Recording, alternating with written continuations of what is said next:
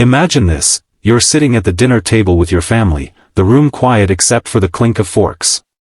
Your wife looks at you with tears in her eyes and says softly, "Honey, you'll be a father again."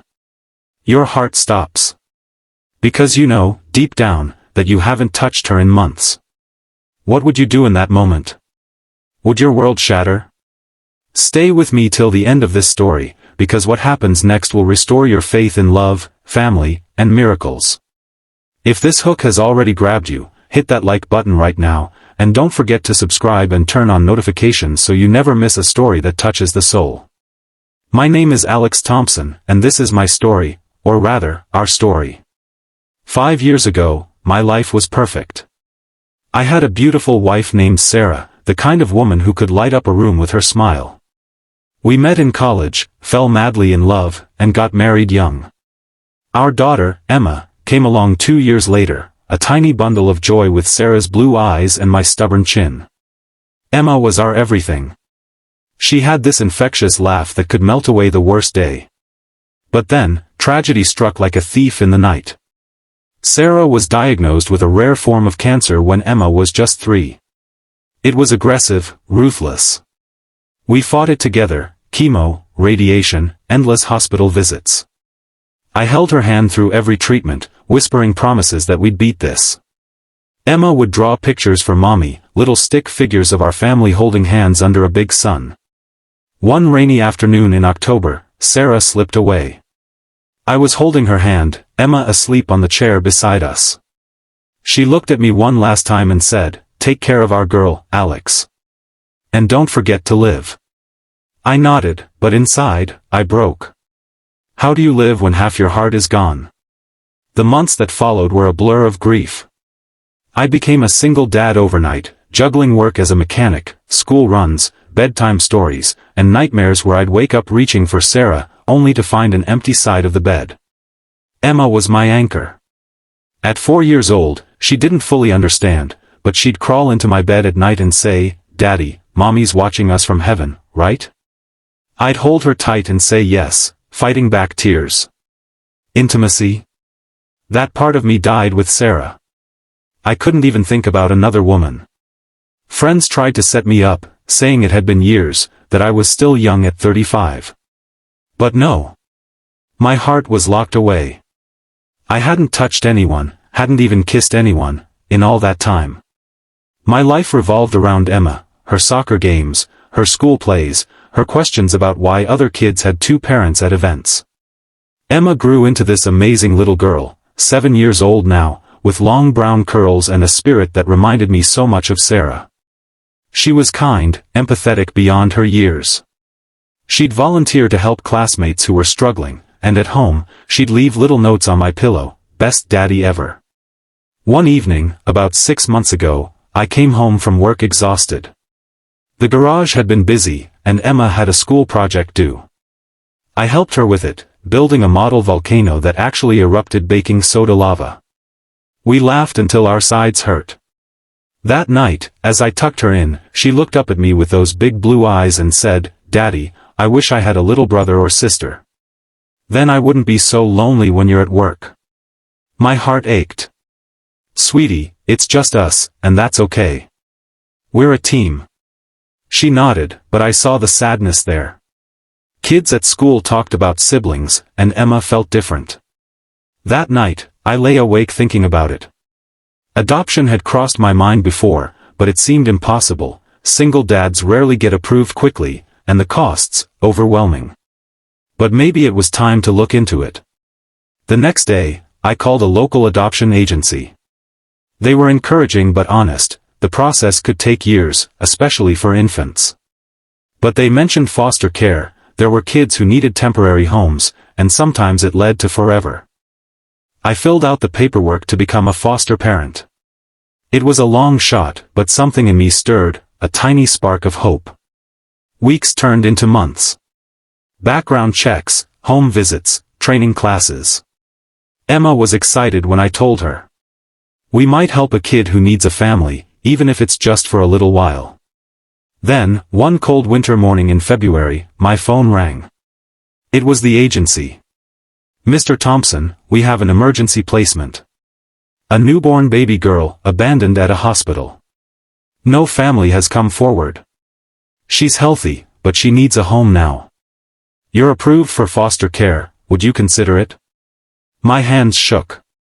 A baby? Alone? Yes, I said without hesitation. Bring her to us. That afternoon, a social worker arrived with a tiny car seat. Inside was the most beautiful little baby, pink cheeks, dark hair, swaddled in a hospital blanket. Her name on the paperwork, Baby Jane Doe. Emma's eyes widened. Daddy, is she ours? For now, sweetie. We'll take care of her. We named her Lily, after Sarah's favorite flower. Those first weeks were chaos, midnight feedings, diaper changes, doctor visits. But also magic.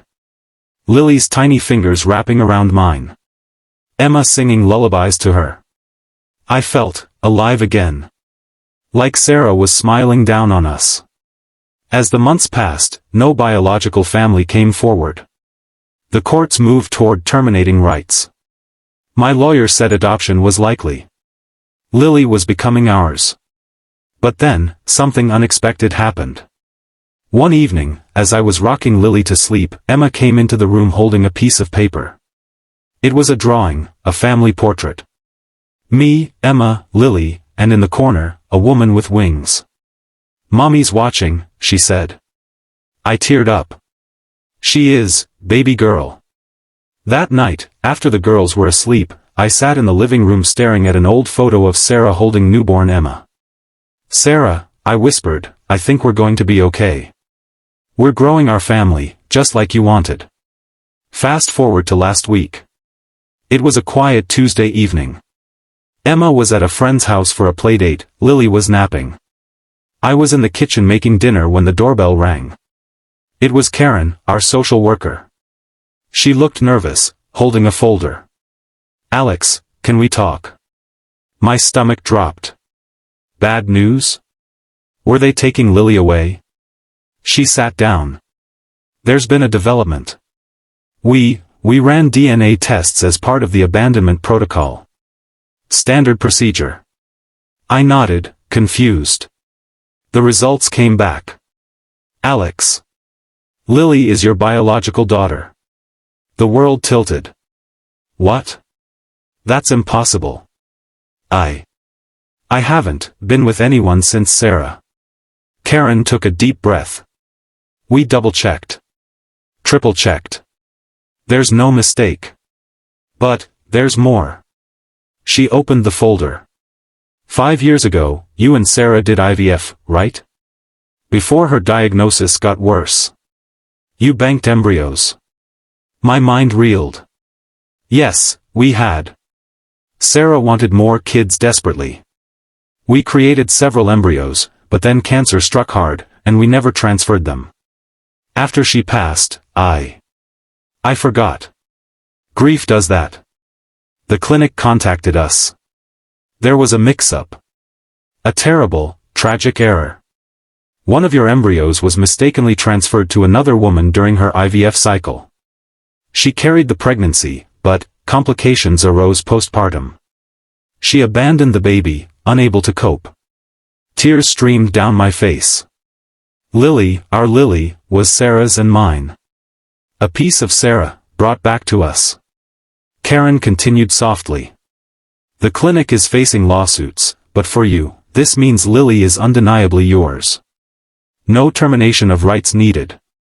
She's your daughter, Alex. Yours and Sarah's. I sobbed, deep, gut-wrenching sobs of joy and sorrow mixed. A miracle. After all the pain, the universe, or God, or Sarah from above, had given us this gift. That night, when Emma came home, I sat her down.